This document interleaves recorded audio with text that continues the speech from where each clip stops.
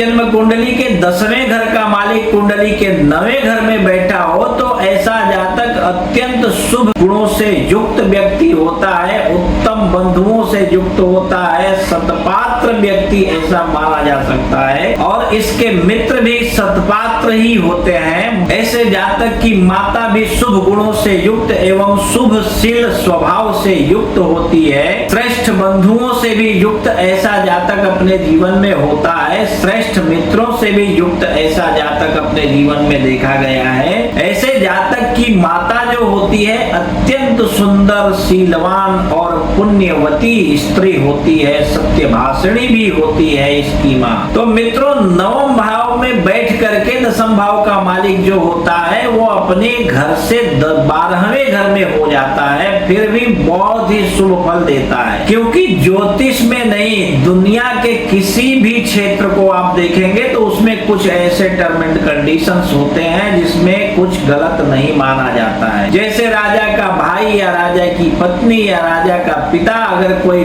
दुष्कर्म कर दे, कोई गलत कर्म कर दे तो उसके ऊपर बहुत ज्यादा कुछ लागू नहीं होता, उसके ऊपर पाप प्रभाव नहीं माना जाता, उसको दंड नहीं दिया जाता है। उसी प्रकार आप ज्योतिष में यदि देखेंगे तो चंद्रमा और सूर्य एक एक राशियों के मालिक होते हैं, परंतु ये पाप ग्रहों की श्रेणी में नहीं जाते, अर्थात इनका मारकत्व दोष इनको नहीं लगता है। अर्थात सूर्य और चंद्रमा जो होते हैं वो मारक ग्रहों की श्रेणी में नहीं आते हैं। तो उसी प्रकार 9वें और 10वें घर का मालिक जो होता है ये अत्यंत शुभ ग्रहों की श्रेणी में, बहुत ही प्रभावी ग्रहों की श्रेणी में आता है, जिसके वजह से इसके ऊपर छोटे मोटे दोष नहीं लगते हैं और ये ग्रह नित्य निरंतर सदैव ही आपको शुभ फल देने वाला होता है। ठीक है, तो इसी प्रकार आप भी अपनी कुंडली देखिए और समझ जाइए, और अगर समझ में ना आवे तो किसी श्रेष्ठ विद्वान ज्योतिषी को अपनी कुंडली दिखाइए, और अगर कोई ना मिले तो आप अपनी कुंडली हमें भी दिखा सकते हैं। हम आपकी कुंडली देखकर आपको विस्तार से समझाकर बता देंगे कि आपको आपके जीवन में क्या करना श्रेष्ठ रहेगा।